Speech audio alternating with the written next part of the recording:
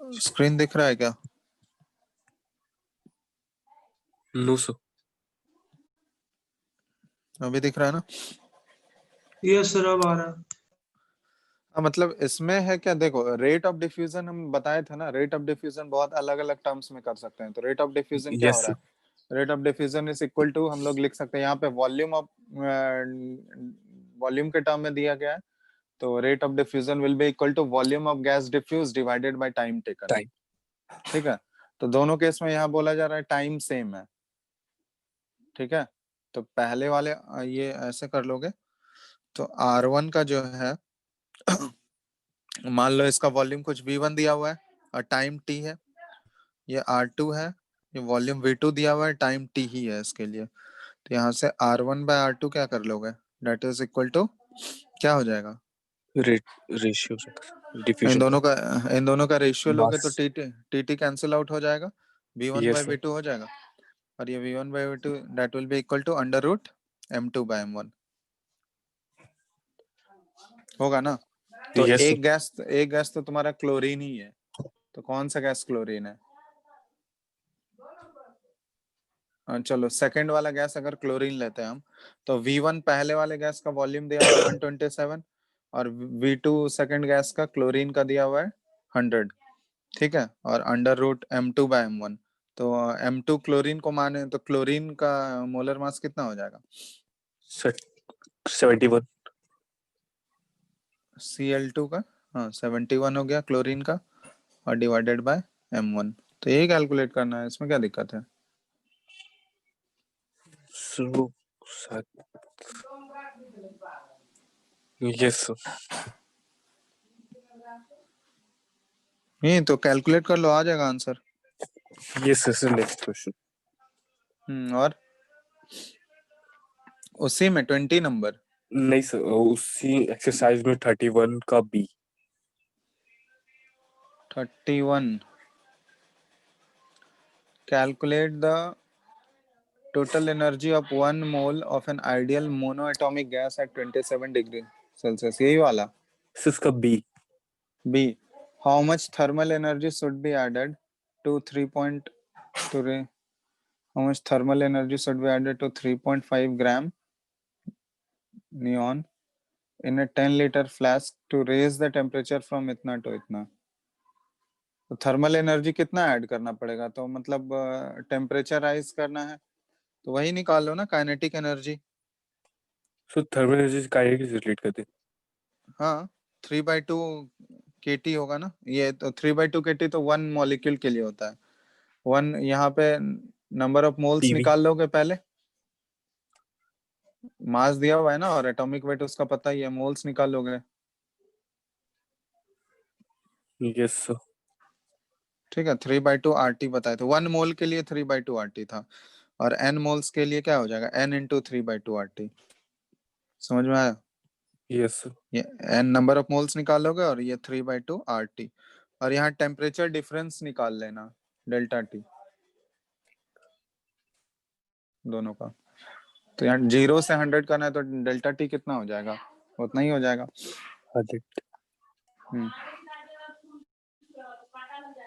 इसमें ऑडियोमेट्री वाले क्वेश्चंस नहीं कराए थे ना तुम लोगों को? नो सर, आप बोले तो क्वेश्चन में ही बता देंगे। हाँ ठीक है, चलो ऑडियोमेट्री, चलो एक क्वेश्चन करा देते हैं, उसमें क्वेश्चन से ही रिलेटेड है। मतलब देखो उसमें क्या होता है ना, ऑडियोमेट्री में हम लोग कुछ कुछ तुमको स्टेटमेंट्स दिए रहेंगे केमिकल इक्वेशंस के फॉर्म में, उससे तुमको कोई अननोन कंपाउंड, एक अननोन कंपाउंड दिया रहेगा, अननोन कंपाउंड को वो फाइंड आउट करना है तुमको कि कौन सा वो अननोन कंपाउंड है, और उसको फाइंड आउट करने के लिए तुमको बहुत सारे इक्वेशंस का हिंट दिया रहेगा। जैसे एक क्वेश्चन कराते हैं, देखोगे जैसे ये क्वेश्चन है, a gaseous hydrocarbon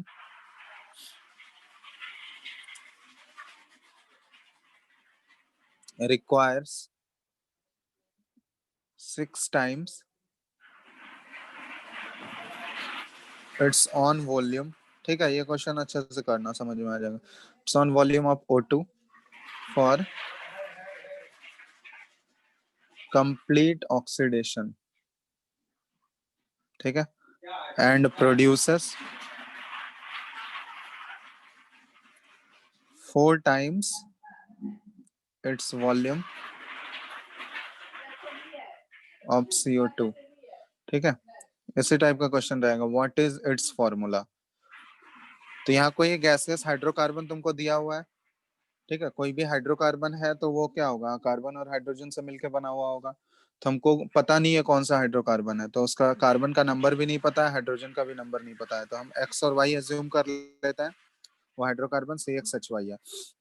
अब बोला जा रहा है कि जिसका इसका जब कंप्लीट ऑक्सीडेशन कराया जा रहा है तो वो उसका खुद का जो वॉल्यूम है उसके खुद के वॉल्यूम से ये 6 गुना ज्यादा ऑक्सीजन रिक्वायर करता है ऑक्सीडेशन के लिए, और प्लस 4 गुना ज्यादा वॉल्यूम जो है वो CO2 प्रोड्यूस करता है। तो सबसे पहले तो इसका ऑक्सीडेशन इक्वेशन लिखोगे, तो ऑक्सीडेशन ये O2 के साथ रिएक्ट करेगा, प्रोडक्ट क्या बनाएगा बताओ, कोई भी हाइड्रोकार्बन का ऑक्सीडेशन होगा तो प्रोडक्ट क्या आएगा,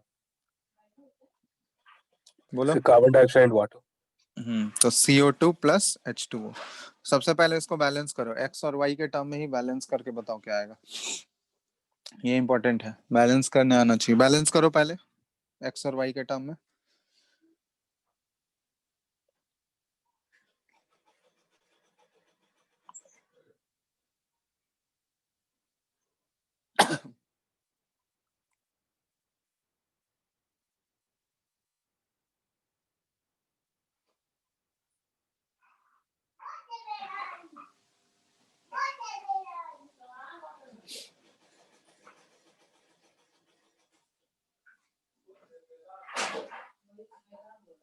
सर हम्म C4H8 है क्या? C4H, चलो वो कर लेंगे क्वेश्चन, हाँ आंसर वही है C4H8। बैलेंस करके बताओ, बैलेंस क्या आया जी। सर बैलेंस आया CXHY प्लस यहाँ X पे देखो कार्बन प्लस एक्स है ना इधर, तो Y/4। हाँ तो कार्बन एक्स है तो इस साइड भी कार्बन करने के लिए, क्योंकि फॉर्मूला तो हम लोग चेंज नहीं कर सकते हैं बैलेंस में, स्टोइकियोमेट्रिक कोफिशिएंट ही चेंज करोगे। सर तो इधर Y/2। एक्स है तो यहाँ पे एक्स कर दिया, हाइड्रोजन टोटल वाई है लेफ्ट हैंड साइड में, यहाँ पे हाइड्रोजन वाटर में Y/2। है तो यहाँ से y/2 कर देंगे तो ये मिल गया। चलो अब ऑक्सीजन टोटल इधर कितना आ गया देखो, तो प्रोडक्ट साइड में ऑक्सीजन हो गया 2x और plus y/2, 2x plus y/2 है ना। यस तो सर। हमको इस साइड भी वही चाहिए, तो इस साइड भी वही चाहिए, तो कितना आ जाएगा, इसको हमको मल्टीप्लाई किससे करना होगा, कोफिशिएंट क्या आ जाएगा यहाँ पे आगे में, O2 के आगे में ये x 1/2। प्लस, क्योंकि 2 पहले से है तो x प्लस y/4 हो जाएगा। यस देखो सर। तो x प्लस y/4 इंटू 2 करोगे तो 2x प्लस y/2 यही चीज आएगा, ठीक है। तब ये बैलेंस हो गया, तो अब यहाँ पे हमको देखो, अब बैलेंस इक्वेशन आ गया, अब हमको इक्वेशन यूज करना है, मतलब जो दिया हुआ है क्वेश्चन में उसको यूज करके इक्वेशन फ्रेम करना है एक्स और वाई के टर्म में। तो क्वेश्चन ढंग से पढ़ो, यहाँ पे देखो जैसे मोल मोल एनालिसिस करते थे ना मोल कॉन्सेप्ट में, उसी तरह वॉल्यूम के टर्म में हम लोग कर सकते हैं।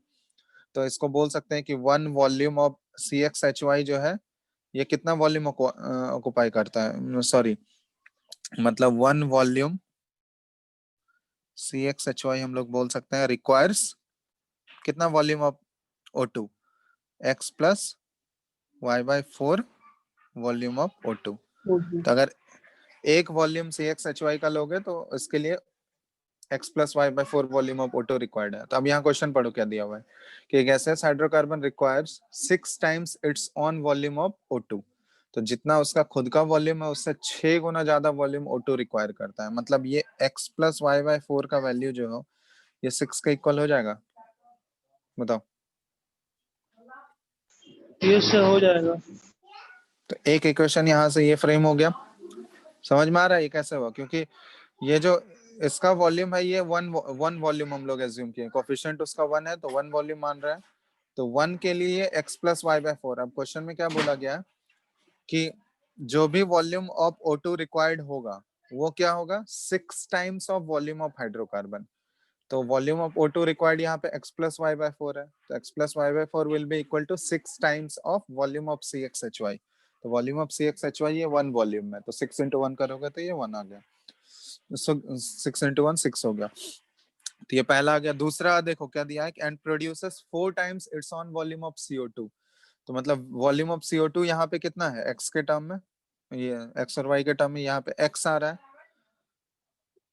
तो ये हो गया x ये कितने टाइम्स है उस हाइड्रोकार्बन के वॉल्यूम के, कितने टाइम्स है बताओ तो? 4 So 4 times 4 x times, equals तो to x 4. Is equal to 4 हो गया। ये सेकंड इक्वेशन है। तो इन दोनों इक्वेशन को यूज करके अब x और x का वैल्यू तो पता चल ही गया, डायरेक्ट y का वैल्यू निकाल लो। y कितना आ जाएगा? x अगर 4 पुट करोगे तो y कितना आ जाएगा? 8. 8 आ गया। तो आ गया, यही x और y आ गया। तो आंसर क्या हो गया? C4H8। तो यही है ऑडियोमेट्री, और कुछ नहीं है। मतलब तुमको कुछ कुछ कंडीशंस दिए रहेंगे क्वेश्चन में, और उस उन कंडीशंस को यूज करके तुमको अननोन कंपाउंड को फाइंड आउट करना है। ठीक है, जैसे एक दो क्वेश्चन, एक क्वेश्चन और कराता है। जैसे मान लो,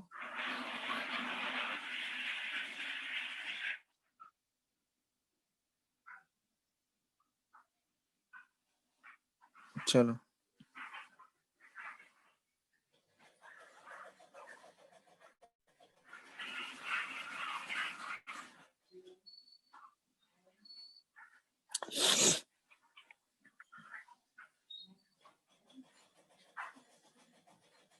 क्वेश्चन अच्छे से करना। ये क्वेश्चन है 10 ml of a gaseous hydrocarbon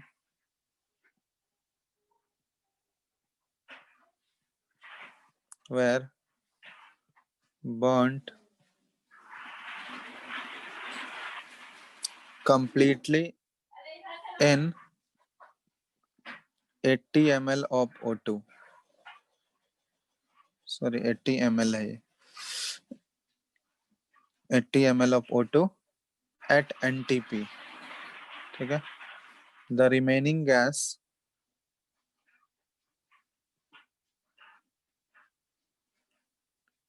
occupied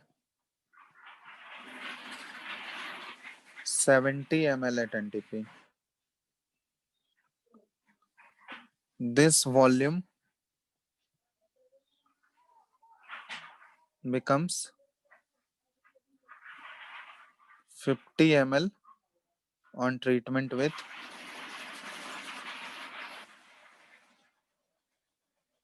KOH solution।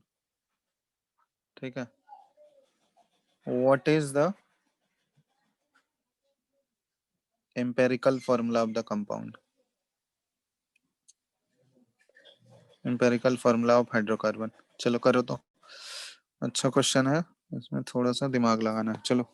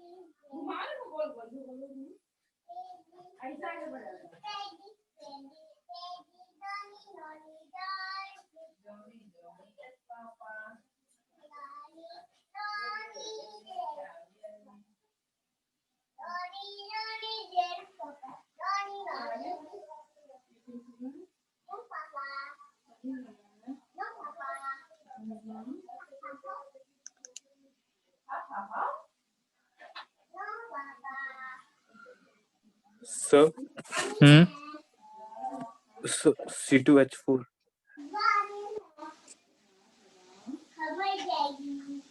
So, empirical form। so CH2. आ गया सबका?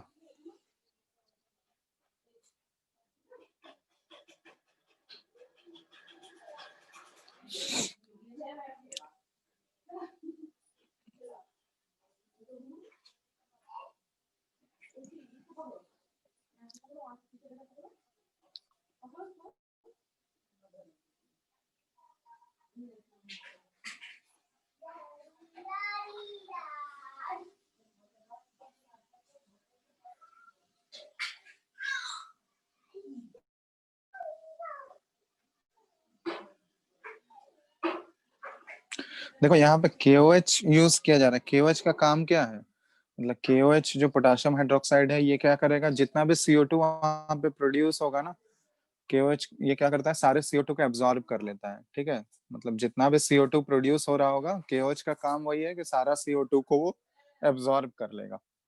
ठीक है, तो समझ में आ रहा है। मतलब बोला जा रहा है कि 10 ml हाइड्रोकार्बन जो है वो 80 ml O2 के साथ रिएक्ट कर रहा है, 80 ml के प्रेजेंस में बर्न कर रहा है O2 में। तो बाकी जो रिमेनिंग गैसेस बचा वो 70 ml बचा, तो 70 ml वो क्या क्या होगा, 70 ml में देखो CO2 होगा जो प्रोड्यूस हुआ है, और प्लस जो अनयूज्ड O2 होगा, क्योंकि O2 सारा तो रिएक्ट नहीं किया होगा, उसमें कुछ अनयूज्ड होगा। तो 70 ml में कुछ अमाउंट CO2 का जो प्रोड्यूस हुआ है और प्लस अनयूज्ड O2 होगा। अब फिर फर्दर क्या बोला जा रहा है कि this volume becomes 50 ml on treatment with KOH solution. तो मतलब 70 जो था वो 50 ml हो गया जैसे ही KOH से ट्रीट किए। तो ऑब्वियसली KOH क्या करेगा, वो O2 और CO2 का जो मिक्सचर है उसमें से CO2 को वो एब्जॉर्ब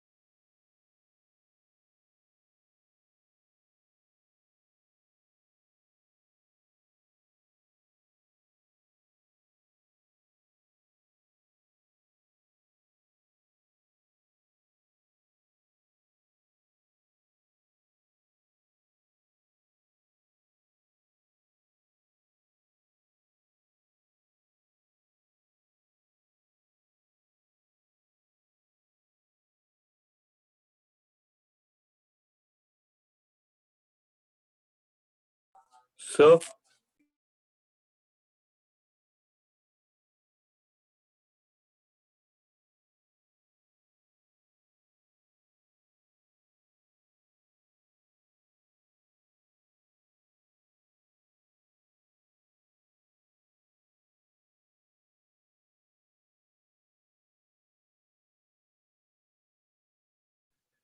हेलो सर।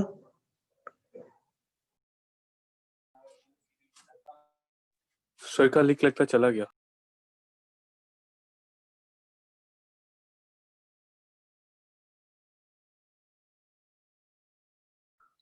शायद हो गया था। चलो, तो देखो यहाँ पे क्वेश्चन है, कोई हाइड्रोकार्बन है वैसे ही नॉर्मली CXHY ले लेते हैं। ठीक है, और इसको हम लोग O2 में बर्न किए, O2 के प्रेजेंस में। ठीक है, तो बैलेंस इक्वेशन जो किए थे हम लोग वही वाला यूज कर लोगे। ठीक है, डायरेक्ट। और ये CO2 प्रोडक्ट तो हमको पता ही है, CO2 प्लस H2O। तो क्या क्या कोफिशिएंट्स था, यहाँ पे आ जाएगा x प्लस y/4, ठीक है, यहाँ पे x और यहाँ पे y/2, यही था ना। Yes, sir. चलो अब यहाँ पे क्वेश्चन में तुमको वॉल्यूम ऑफ हाइड्रोजन कितना दिया, सॉरी वॉल्यूम ऑफ हाइड्रोकार्बन कितना दिया हुआ है, CXHY 10 ml, और वॉल्यूम ऑफ ऑक्सीजन कितना दिया हुआ है, क्वेश्चन पढ़ो, वॉल्यूम ऑफ O2 कितना दिया हुआ है, सर 80 ml। 80 ml, ठीक है। अब देखो यहाँ पे हम लोग वही मोल मोल एनालिसिस जैसे करते हैं वैसे ही यहाँ भी करोगे, वॉल्यूम वॉल्यूम एनालिसिस यूज कर लेंगे हम लोग। तो 1 वॉल्यूम अगर CXHY लोगे, मान लो 1 ml के टर्म में बात कर रहे हैं, या फिर 1 मोल ही ले लो, चलो 1 मोल CXHY के लिए कितने मोल्स O2 चाहिए, x plus y/4 moles O2 चाहिए। उसी तरह हम लोग 1 ml के टर्म में बात कर सकते हैं कि 1 ml ऑफ CXHY रिक्वायर्स कितना ml ऑफ O2, बताओ, x plus y/4 ml of O2, बोल सकते हैं ऐसे। Yes sir. तो ये अगर हम लोग हो गया, ये अगर बोल दिए तो 1 ml के लिए इतना ml है, तो 10 ml के लिए कितना रिक्वायर्ड होगा, बताओ। Sir 10 into x plus y/4। तो मोल्स ऑफ O2 रिक्वायर्ड, तो मोल्स ऑफ O2 रिक्वायर्ड ये हो जाएगा, that will be equal to 10 into x plus y/4, ये इतना मोल्स ऑफ O2 रिक्वायर्ड हो गया।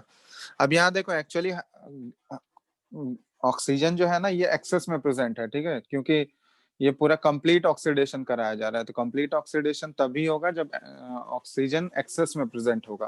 तो ऑक्सीजन एक्सेस में है तो यहाँ पे हम ये कंफर्म होगा श्योर कि CXHY ही हमारा लिमिटिंग रिएजेंट है। समझ में आ रहा है, ऑक्सीजन अगर एक्सेस में प्रेजेंट है तो लिमिटिंग रिएजेंट इन दोनों में से कौन सा हो जाएगा, हाइड्रोकार्बन ही हो जाएगा ना। तो जो लिमिटिंग रिएजेंट होता है उसी के अकॉर्डिंग तो सारा रिएक्शन चलता है, याद है या नहीं मोल कॉन्सेप्ट वाला पार्ट। Yes sir. ठीक है, तो मोल्स ऑफ O2 रिक्वायर्ड हो गया 10 into x प्लस y/4। अब यहाँ पे ये बताना अच्छा सॉरी ये मोल्स नहीं है, वॉल्यूम है, वॉल्यूम के टर्म में हम लोग बात कर रहे हैं, वॉल्यूम ऑफ O2, ठीक है। तो वॉल्यूम ऑफ O2 रिक्वायर्ड ये कितना आ जाएगा, 10 into x plus y/4 ml। अब वॉल्यूम ऑफ CO2 प्रोड्यूस्ड कितना हो जाएगा ये बताना, तो sir 10x। Volume of CO2 produced हो गया ये 10 into x ml। चलो ये दोनों चीज आ गया। अब देखो, अब इन दोनों का जो मोल्स ऑफ ये sorry volume of O2 required ये इतना है, volume of CO2 produce 10x है। तो एक्चुअल में ये अब क्वेश्चन पढ़ो, उसमें सेकंड पार्ट में क्या दिया कि the remaining gas occupied 70 ml at NTP। अब वो जो रिमेनिंग गैस होगा जो 70 ml दिया हुआ है वो किस किस गैस का वॉल्यूम होगा, एक तो उसमें वॉल्यूम ऑफ CO2 प्रोड्यूस्ड वो आ रहा होगा, प्लस दूसरा क्या होगा उसमें, Sir, leftover वॉल्यूम, oxygen. हाँ जो ऑक्सीजन बचा हुआ है, क्योंकि ऑक्सीजन पूरा पूरा यूज नहीं हुआ है, ऑक्सीजन एक्सेस में प्रेजेंट है। तो वॉल्यूम ऑफ CO2 प्रोड्यूस्ड ये, और प्लस O2 लेफ्ट, ये दोनों का टोटल वॉल्यूम कितना मिला के दिया हुआ है, 70। 70 ml दिया हुआ है, ठीक है। चलो तो ये हो गया। अब उसके बाद नेक्स्ट लाइन क्वेश्चन का पढ़ो कि this volume became 50 ml on treatment with KOH। तो जैसे ही KOH से उसको ट्रीट किए तो वो 70 से 50 हो गया, मतलब 20 ml रिड्यूस हो गया। तो KOH का काम क्या है, वो जितना भी वहां पे CO2 प्रोड्यूस्ड होगा, CO2 प्रेजेंट जितना भी होगा वो सारे CO2 को एब्जॉर्ब कर लेगा। तो मतलब यहाँ पे हम लोग ये कंफर्म हो गया कि वॉल्यूम ऑफ CO2 उस मिक्सचर में कितना हो रहा होगा, सर 20। 20 होगा, क्योंकि 70 ml था टोटल और -50 ml बचा। तो जितना एब्जॉर्ब हो गया तो वो तो O2 को एब्जॉर्ब करेगा नहीं KOH, वो तो सिंपली CO2 को ही एब्जॉर्ब करेगा। तो मतलब CO2 कितना होगा, तो 20 ml CO2 का प्रोडक्शन होगा, मतलब 20 ml CO2 होगा उसमें जिसको कि वो कंप्लीटली एब्जॉर्ब कर लिया। तो ये इससे हमको ये पता चल गया कि कितना CO2 प्रोड्यूस हुआ था। तो वॉल्यूम ऑफ CO2 प्रोड्यूस ये 20 ml मिल गया। तो volume of CO2 produce x के टर्म में था 10x, that will be equal to 20। तो यहाँ से x का वैल्यू कितना हो गया, 2 हो गया। x 2 आ गया, तो वॉल्यूम ऑफ O2 रिक्वायर्ड हम लोग निकाल सकते हैं। या फिर x का वैल्यू 2 आ गया ना, तो अब हमको y का ही वैल्यू निकालना है। तो y का वैल्यू कैसे निकालोगे? सो फर्स्ट इक्वेशन पुट कर देंगे। कौन से फर्स्ट इक्वेशन में? सो वो 70 volume of O2 plus volume of carbon dioxide is equal to 70।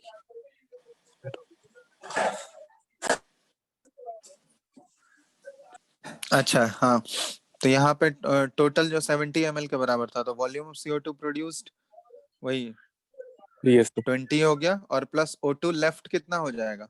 O2 left कितना बचेगा बताओ तो? सो 80 50 माइनस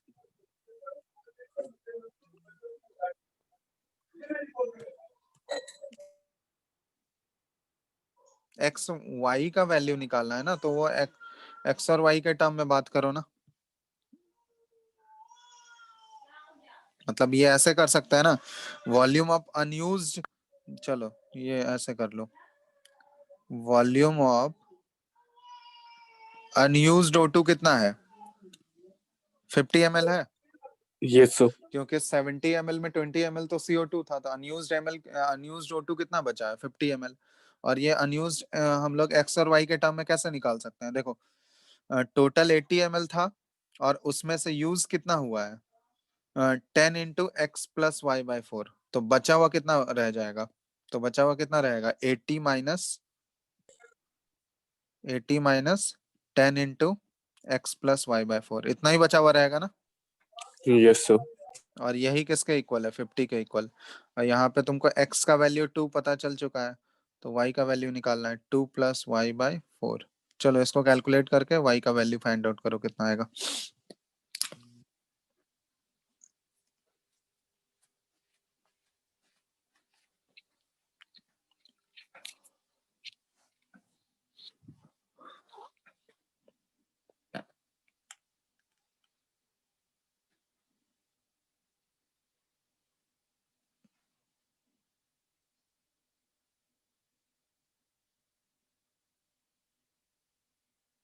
कितना हुआ y? ये जल्दी जल्दी कैलकुलेशन करो। सो वाई 4। y का वैल्यू 4 आ गया। आया सबका? हेलो? Yes, sir. तो y 4 हो गया, तो मतलब मॉलिक्यूलर फॉर्मूला कितना हो गया? C2H4। x का वैल्यू 2 था, y का वैल्यू 4 था, तो ये मॉलिक्यूलर फॉर्मूला आ गया। क्वेश्चन में तुमको एम्पेरिकल फॉर्मूला पूछा गया, तो एम्पेरिकल फॉर्मूला क्या आ जाएगा? CH2। तो ये उस हाइड्रोकार्बन का एम्पेरिकल फॉर्मूला हो गया। समझ में आया? Yes sir. तो यही है ऑडियोमेट्री। ठीक है, मतलब ऑडियोमेट्री के हेल्प से इक्वेशन फ्रेम करोगे क्वेश्चन के हेल्प से, और अननोन कंपाउंड को आइडेंटिफाई करना है बस। ठीक है, तो वो तुमको क्वेश्चन में इनफ हिंट दिया रहेगा कि तुम इक्वेशन फ्रेम कर सकते हो। ठीक है, तो यही है। चलो और क्या डाउट है? आज तो नया चैप्टर स्टार्ट नहीं हो पाएगा, और एक दो डाउट जो है पूछ लो, कंप्लीट ही कर लो, तो नेक्स्ट यस क्लास सर। से। तो सबसे नेक्स्ट क्लास में हम लोग ये केमिकल इक्विलिब्रियम स्टार्ट करेंगे। ठीक है, थर्मोडायनेमिक्स बाद में करेंगे, पहले केमिकल इक्विलिब्रियम करेंगे। ठीक है ना? सर तो उसमें उसका क्या? पार्ट है थर्मोडायनेमिक्स आप बोले थे सर, क्या ये हाँ, केमिकल इक्विलिब्रियम में उसका पार्ट है पार्ट थर्मोडायनेमिक्स? होता है, बट उसमें एक इक्वेशन बस यूज होगा, वो डायरेक्ट यूज कर लेंगे, ज्यादा नहीं है, बस एक इक्वेशन था, वो भी लास्ट में यूज होता है। ठीक है, उतना ज्यादा फर्क नहीं पड़ेगा, पहले वही कर लेंगे फिर थर्मोडायनेमिक्स करेंगे। ठीक है, क्योंकि थर्मोडायनेमिक्स में टाइम टेकिंग है, वो समझने में भी दिक्कत होगा। देखो वो बाद में ही करेंगे। केमिकल इक्विलिब्रियम आसान है, वो कर सकते हो आसानी से। Yes sir. पहले हाँ बोलो। Sir question number 39। Page number so page number 37 exercise 1।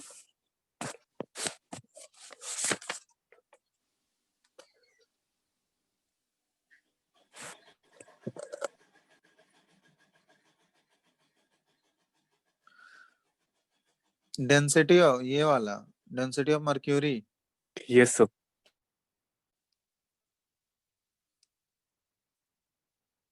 Density of mercury is 13.6 gram per centimeter cube. Estimate the B value. B निकालने के लिए तुमको चलो डेंसिटी दिया हुआ है ना, Yes, sir.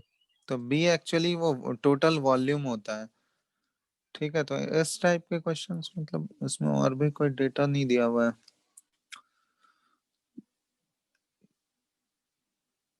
इसमें। तो B एक्चुअली B का तुम लोग को बताए थे ना वो इसमें। एक मिनट रुको,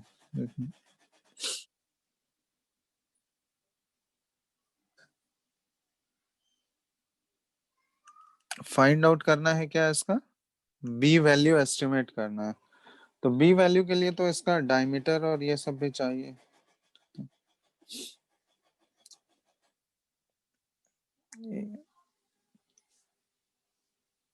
क्योंकि रेडियस चाहिए ना इसका, मर्क्यूरी का रेडियस पहले निकालोगे तो अगर स्पीयर तुम मानोगे इसको, ठीक है, जैसे इस टाइप से सोचो अगर, तो इसका वॉल्यूम ये कितना हो जाएगा, volume will be equal to mass by density. Yes, sir. ठीक है, और वॉल्यूम इसको हम वॉल्यूम कैसे निकाल सकते हैं इसको, 4/3 pi r cube. Yes, sir. तो mass by density 4/3 pi r cube. तो यहाँ से रेडियस हमको चाहिए होगा, तो रेडियस आर क्यूब पहले निकाल लोगे। आर क्यूब ये क्या आ जाएगा, 3m और बाय 4 pi 4 d. पाई डी। ठीक है, और यह यही हो जाएगा ना। Yes, और sir. हम यहाँ ये एक्चुअली हम लोग मोलर मास यूज किए हैं, गिवन मास क्या हो जाएगा, ये जो एक्चुअली मोलर मास होता है, मोलर मास या given mass is equal to क्या होता है So, given mass इसको। and molar mass is equal to number of moles.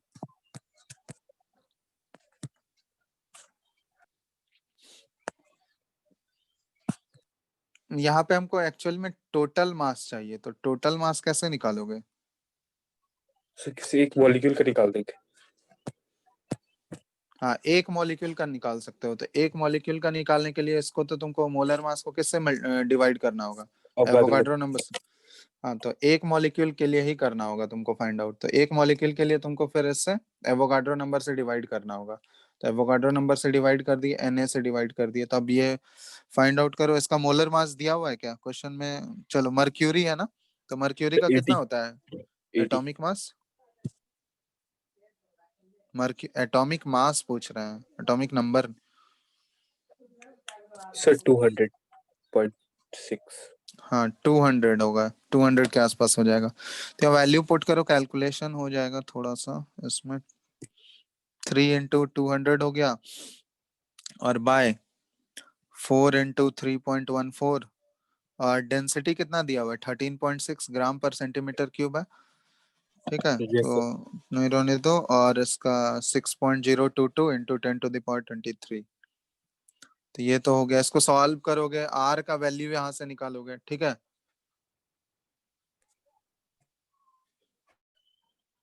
Yes, sir.